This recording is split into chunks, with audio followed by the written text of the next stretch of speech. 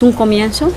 He venido también porque quiero llamar la atención de gobiernos, quiero llamar a la ayuda. 10 August 2026 7.4 মাত্রার শক্তিশালী ভূমিকম্পে কেঁপে ওঠে Colombia. সবচেয়ে বেশি ক্ষতিগ্রস্ত হয় দেশটির চকো বিভাগ। ভূমিকম্পে ব্যাপক ক্ষয়ক্ষতির পাশাপাশি চকোর শিক্ষা ব্যবস্থাও বড় ধাক্কা খেয়েছে। ক্ষতিগ্রস্ত হয়েছে প্রায় 200টি স্কুল, যার মধ্যে 40টি পুরোপুরি ধসে পড়েছে। দুর্যোগে প্রাণ হারিয়েছেন অন্তত 287 জন। ক্ষতিগ্রস্ত হয়েছে 26,000-এর বেশি বাড়িঘর। এই ভয়াবহ পরিস্থিতিতে দুর্গত মানুষের পাশে দাঁড়ালেন কলম্বিয়ার বিশ্ববিখ্যাত তারকা শাকিরা।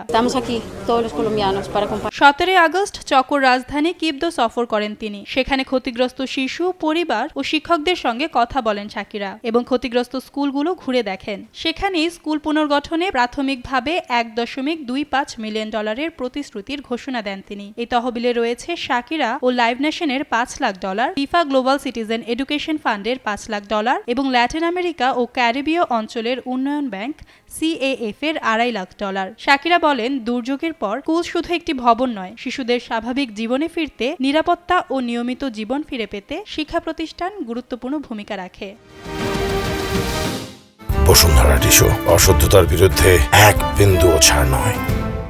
তবে এই উদ্যোগ শুধু অর্থের মধ্যেই সীমাবদ্ধ নয়। দাতব্য কর্মী হাওয়ার্ড বাফেটের ফাউন্ডেশন চকো, কিবদো এবং আশেপাশের গ্রামীণ এলাকায় আরও 10টি স্কুল পুনর্গঠনে সহায়তার ঘোষণা দিয়েছে। এছাড়া ভূমিকম্পে ক্ষতিগ্রস্ত চকোর প্রধান সরকারি উচ্চশিক্ষা প্রতিষ্ঠান ইউনিভার্সিদাদ টেকনোলজিকা দেল চকো দিয়াগো লুইস কর্দোবা পুনর্গঠনেও ব্যক্তিগতভাবে কাজ করার কথা জানিয়েছেন শাকিরা। তার ফুন্দাসিয়ন পিএস দেসকালসোসের অনেক শিক্ষার্থী উচ্চশিক্ষার জন্য এই বিশ্ববিদ্যালয়েই পড়াশোনা করেন।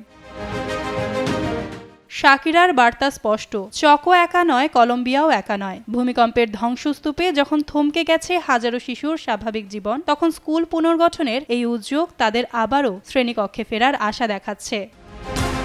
Masuda Eva, Daily Sun.